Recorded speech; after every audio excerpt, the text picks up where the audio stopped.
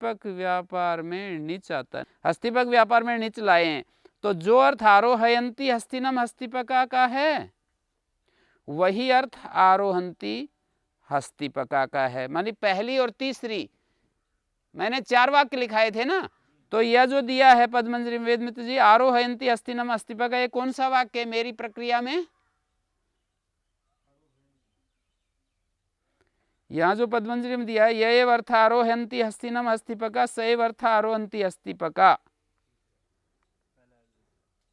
नहीं, आरोहयंती हस्तिनम हस्तिपका जो दिया है यह है तीसरा वाक्य, और सैव अर्थ आरोहंती हस्तिपका ये कौन सा वाक्य है? ये पहला वाक्य है।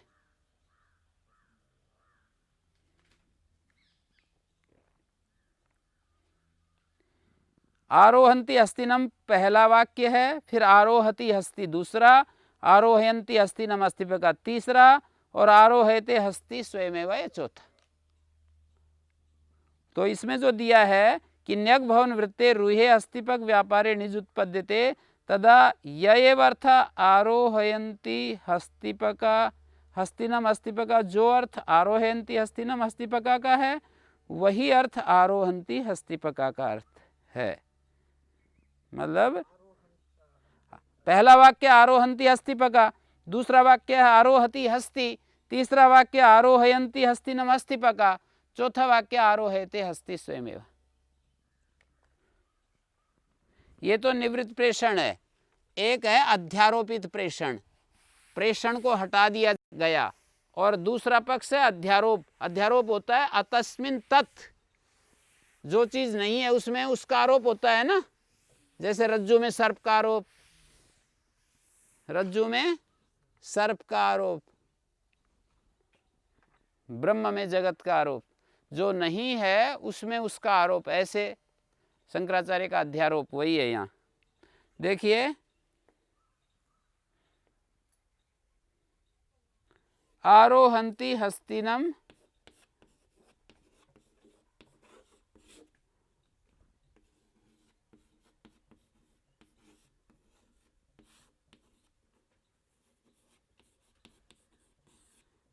हस्तिपका,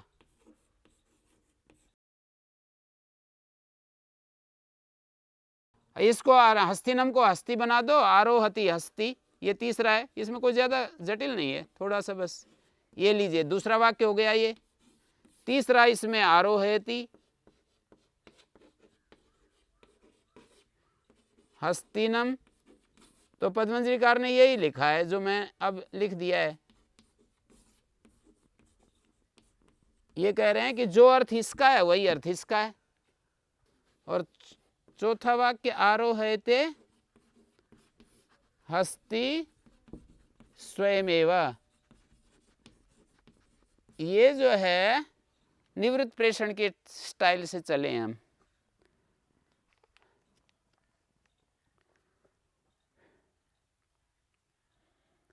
अब इसी को हम अध्यारोपित प्रेषण से कैसे कहेंगे?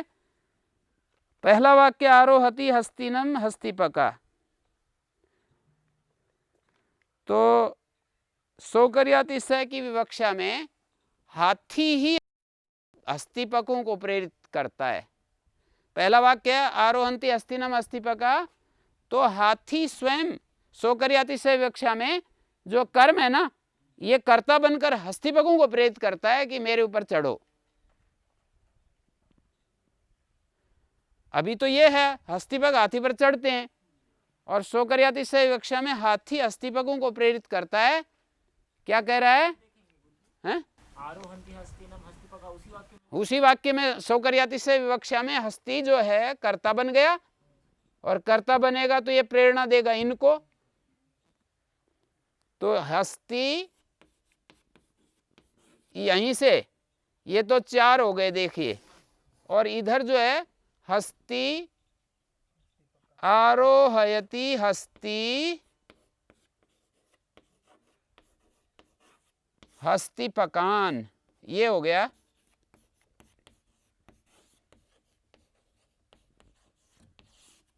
ये हाथी हो गया ना, हस्तिनम से हस्ती, हस्तिपकों को आरोहयति अपने ऊपर चढ़ा रहा है।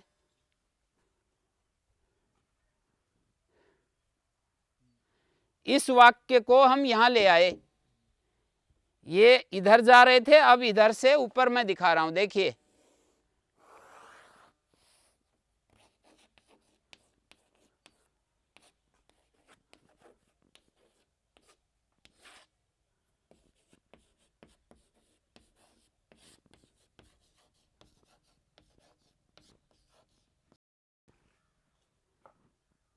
ये उदाहरण है ना, मूल उदाहरण यहां से चले हैं तो 1 2 3, और यहां से इधर चलोगे तो 1 से 2 3 4।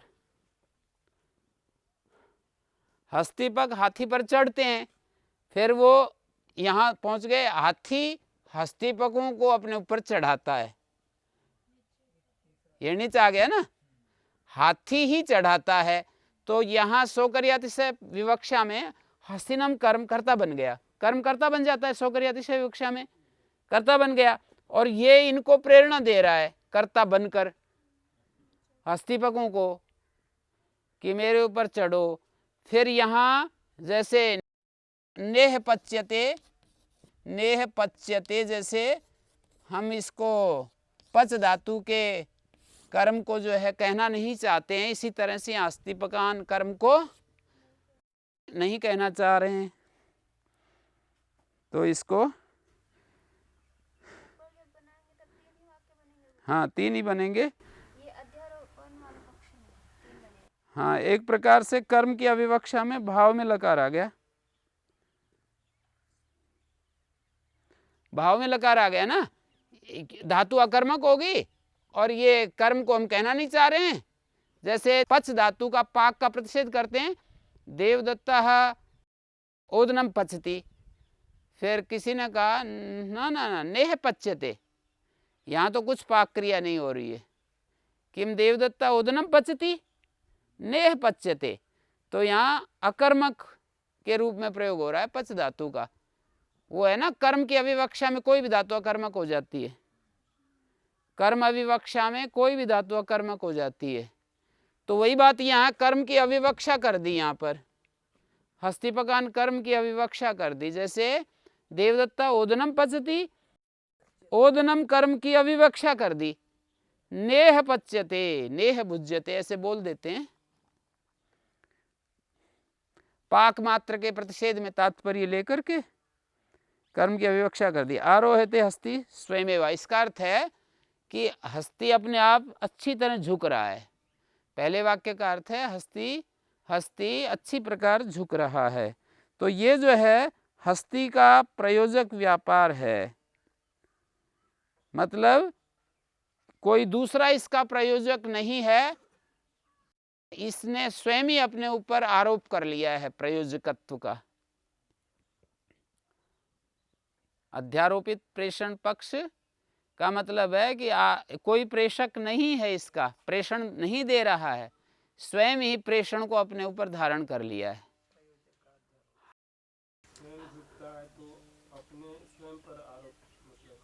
प्रेषण का, किस प्रेषण का? झुकने रूपी प्रेषण का। हाथी को झुका रहे थे महावत, अब उसने कहा कि नहीं मैं ही झुकाऊंगा, मैं ही तुम्हें प्रेरणा दूंगा, मैं ही तुम्हें प्रेरणा दूंगा कि तुम मेरे को झुकाओ। तो हस्ती हस्तिपकान आरोहयति, हस्ती हस्तिपकान आरोहयति का मतलब हाथी हस्तिपकों को प्रेरणा दे रहा है कि तुम मेरे को झुकाओ। और फिर उसको हस्तिपकान को कर्म के रूप में कहना छोड़ दिया वक्ता ने। आरोहयते ये भाव में वो आ गया है, भाव में आता तो यक आता, यहाँ भाव में लकार आते हुए भी कर्तृशप आ रहा है। क्यों आ रहा है? यहाँ भाव में लकार लाते हैं ना, तो भाव कर्मणो आत्मनिपद होता है ना, भाव कर्मणो आत्मनिपद होता है, यक आता है, तो यहाँ कर्म की अविवक्षा अकर्मक धातु होगी, और कर्म की अविवक्षा में भाव में लकार हो गया। आरोहयते हस्ति स्वयमेव सुष्ठु न्यक भवति। यहाँ पर यह दिखाया है कि दोनों अवस्थाओं में, दोनों पक्षों में, चाहे अध्यारोपित प्रेषण है चाहे निवृत्त प्रेषण है, जो अन्यंत अवस्था की क्रिया है वही क्रिया अण्यंत अवस्था में भी हो रही है और कोई दूसरा कर्म भी नहीं है और कर्ता भी वही है। ये सारी बातें सूत्र का अर्थ क्या किया था हमने? णे आत्मनेपदम भवति, दूसरी बात अणो यत् कर्मणो चेत स कर्म भवति। 4 वाक्य बनाए थे ना। णे आत्मनेपदम भवति एक वाक्य, अणो यत् कर्मणो चेत, नहीं स कर्ता तो तीसरा वाक्य है, तदेव कर्म भवति। अण्यंत अवस्था में जो कर्म है अण्यंत में भी यदि वो कर्म हो, देखो अण्यंत अवस्था का कर्म है ना, यहाँ पर अण्यंत अवस्था का ये कर्म है, ण्यंत का भी यदि वो कर्म हो, ये ण्यंत का कर्म है।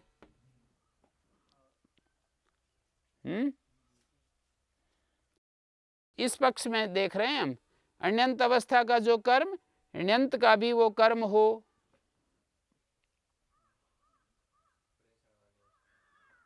ण्यंत का भी कर्म है, स कर्ता भवति, और वो कर्म फिर कर्ता बन जाए। हैं?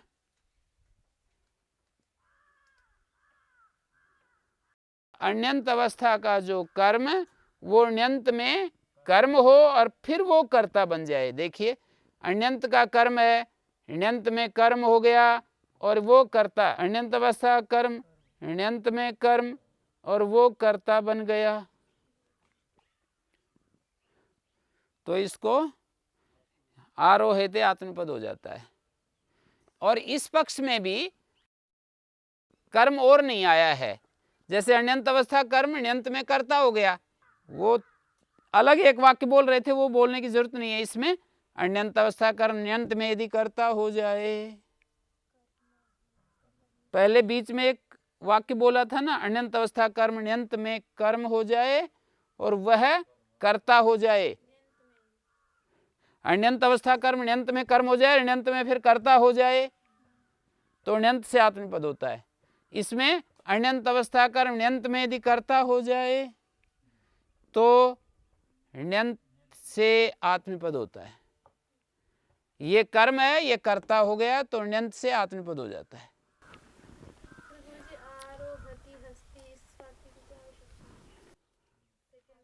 ये दिखाया ना कि हस्ती पग हाथी पर चढ़ते हैं, सो करियाती समय इसको हटा दिया जाता है और हस्तिनम को ही कर्ता बना देते हैं।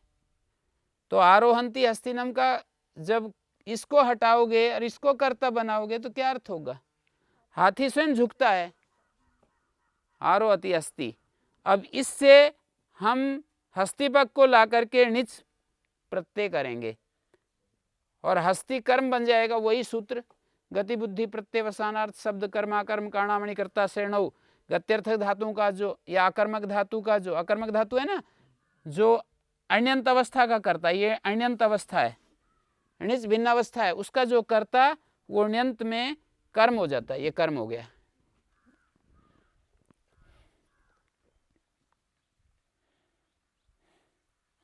उपसिंचंती, एक दूसरा उदाहरण दिया इन्होंने, उपसिंचंती हस्तिनम हस्तिपका उपसेचयते हस्ति स्वयमेव।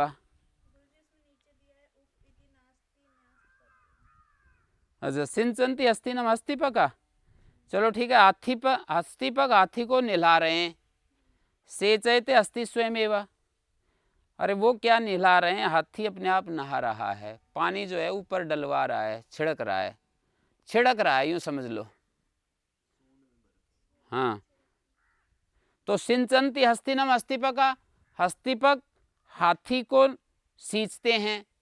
अब यहाँ कह रहे हैं सेचयते हस्ति स्वयमेव, हाथी स्वयं ही सिंचन क्रिया कर रहा है। एक और उदाहरण देते हैं, पश्यन्ति भृत्य राजानम, भृत्य राजा को देखते हैं। अरे राजा को क्या देखते हैं? राजा स्वयं ही दर्शयते राजा स्वयमेव। हस्तिपक हाथी को जल से सींच रहे हैं, उपसेचयते हस्ति स्वयमेव, हाथी अपने आप सींच रहा है, राजा को देख रहे हैं, राजा स्वयं ही दिख रहा है, दिखा रहा है, दिख रहा है। हाँ, जब हम यूँ कहेंगे पश्यन्ति भृत्यराजनम, तो इसका क्या अर्थ होगा ऊपर वाली शैली में? जैसे मैं कह रहा था ये उपसर्जन है और ये प्रधान है। दिखना उपसर्जन और देखना प्रधान है ना। पश्यन्ति भृत्यराजनम, दिखना गौण है, देखना प्रधान है ना। राजा को भृत्य देखते हैं, नौकर, नौकर जो है राजा को देखते हैं, तो इसमें दिखना गौण है, देखना प्रधान है। भृत्य देखते हैं ना, वो दिखना गौण रूप से छिपा हुआ है, वो दिख भी रहा है और वो देख भी रहे हैं, तो दिखना गौण है, देखना प्रधान है। लेकिन जब हम कहते हैं दर्शयते राजा स्वयं एवं, तो देखना हट गया और दिखना रह गया ना। वो जब नीच जो आता है ना उसका अर्थ दर्शयति का अर्थ दिखाता होता है। अब ये जो इस सूत्र का विषय बनेगा, तो दर्शयते राजा स्वयं का ये अर्थ है कि राजा अपने आप दिख रहा है, दिखा रहा है, जो अर्थ है ना वो उस प्रक्रिया में होता है जब इस सूत्र का विषय नहीं बनता है। राजा किमपि, जैसे मान लीजिए अहम त्वाम दर्शयामी एतत्, मैं आपको दिखा रहा हूँ, तो वहाँ दे दर्शयामी या दर्शयति शब्द बनता है, तब दिखाता अर्थ होता है। यहाँ दर्शयते राजा स्वयं का अर्थ दिखा रहा है नहीं, क्योंकि पहले वाक्य में पश्यन्ति भृत्यराजनम में जो अर्थ है कि दिखना तो गौण है, देखना प्रधान है। नौकर राजा को देखते हैं, नौकर राजा को देखते हैं, दिखना भी है यहाँ छिपा हुआ, पर देखना प्रधान है। और जब उसका देखना हटा दिया, भृत्य को हटा दिया, राजा की सौकर्यातिशय व्याख्या में राजा को ही हमने वो बना दिया, कर्म को कर्ता बना दिया, तो राजा दिख रहा है, यही तो कहेंगे। आगे णेरिति किम, सूत्र में णे क्यों कहा? तो कहते आरोहन्ति अस्थिनम, अस्थिपक आरोहयमाणो अस्ति साधु आरोहति।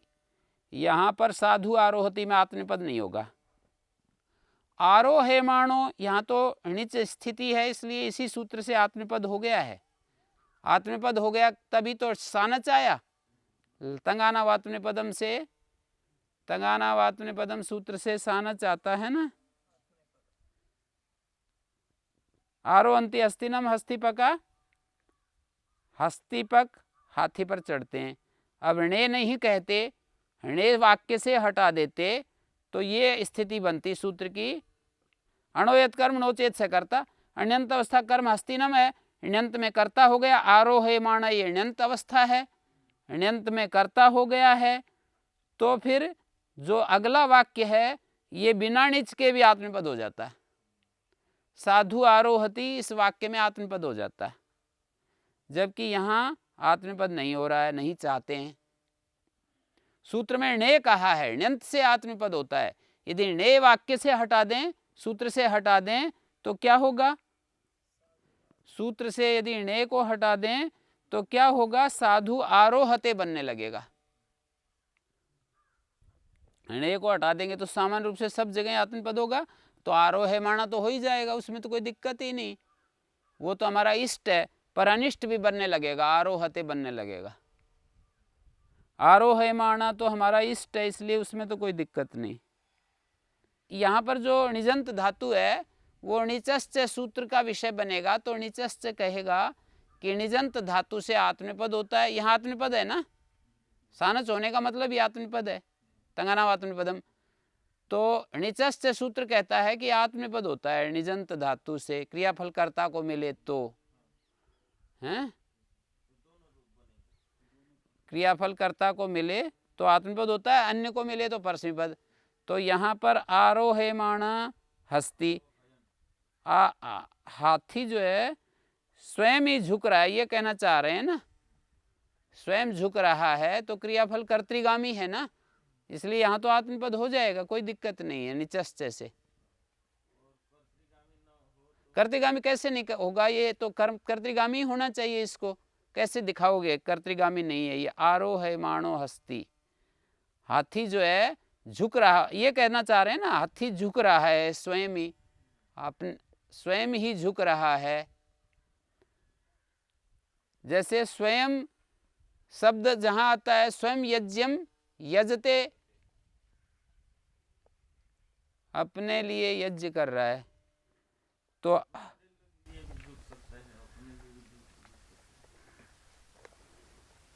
नहीं, इसमें सोकरियातिशय विवक्षा में तो वो स्वयं अपनी इच्छा से अपने उसमें हिसाब से झुक रहा है। चलो वो भी यदि मान लें कि आरोहयन भी बन जाएगा, तो यहाँ पर मुख्य ये केंद्रित हैं आरोहति के ऊपर कि आरोहति, ये आरोहते बनने लगेगा।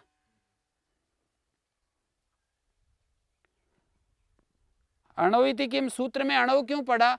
एक एक पद को हटा करके विचार करते हैं, सूत्र का क्या अर्थ बनेगा। अणो हटा देंगे तो अर्थ होगा निजंत से आत्मपद होता है।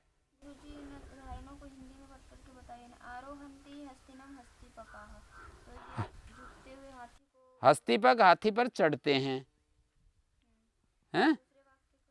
आरोहमाणो हस्ती, हाथी चढ़ाता हुआ हस्तिपकों को अच्छी प्रकार झुक रहा है। मतलब उनको हस्तिपकों को चढ़ाता हुआ, या झुकता हुआ ही कर लो। झुकता हुआ हाथी अच्छी प्रकार से आरोहति, आरोहमाणो का अर्थ यहाँ पर ये निकलेगा कि झुकता हुआ हाथी अच्छी प्रकार झुक रहा है। आरोहमाणो हस्ती साधु आरोहति, माने झुकता हुआ हाथी अच्छी प्रकार झुक रहा है। झुकते हुए हाथी पर साधु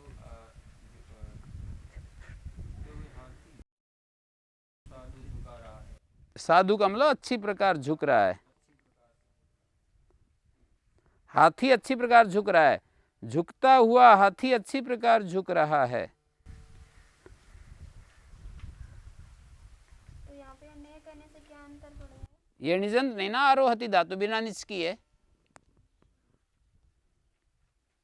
ये पूरा प्रकरण में ही इस तरह से कर रहे हैं ना, झुकना झुकाना, झुकना झुकाना, दो तरह से अर्थ लेकर रहे हैं ना। जैसे कटना काटना, दिखना दिखाना। पश्यन्ति भृत्य राजानम, राजा को देखते हैं। देखने में दिखना भी तो छिपा हुआ है गौण रूप से। पश्यन्ति जब कहते हैं तो प्रधान क्या है? देखना, और गौण क्या है? दिखना। तो प्रधान को हटा दिया, देखने को हटा दिया, तो दिखना प्रधान हो गया। फिर वहां पर समझो दिखना ही वहां पर मुख्य हो गया, और दिखने में ये हो गया दर्शयते राजा स्वयं, और राजा स्वयं ही दिख रहा है। भृत्य क्या देख रहे हैं? स्वयं ही दिख रहा है। आरोहन्ति हस्तिनम, हस्तिपक हाथी पर चढ़ते हैं, इसका मतलब है हस्तिपक हाथी को झुकाते हैं। अब वो कह रहे हैं कि झुकता हुआ हाथी अच्छी प्रकार से झुक रहा है। स्वयं ही झुकता हुआ हाथी अच्छी तरह से झुक रहा है। ये दोनों एक, ये पहला वाक्य उसी का, ये आगे का भाग है ना, जैसे दो भाग कर रहे थे। हाँ, तो ये पहला वाला वाक्य हो गया कि आरोहन्ति हस्तिनम हस्तिपक। हाँ, ये तो पहला हो गया। अब ये जो है हस्तिपक उसको झुका रहे हैं हाथी को, हाँ, और उसके बाद ये हाथी अपने आप अच्छी तरह से झुक रहा है। तो अब आत्मपद हो गया, इस सूत्र का विषय बन गया। आत्मनेपद यहाँ आरोहमाणो आत्मपद हो गया ना। साधु आरोहति यहाँ नहीं हुआ। यहाँ नहीं हुआ क्योंकि नेप कहा है। यहाँ तो नीच है ना, आरोहमाणा में नीच है, आरोहमाणा में तो नीच है, तो यहाँ तो हो गया, और अगले वाक्य में नहीं हुआ।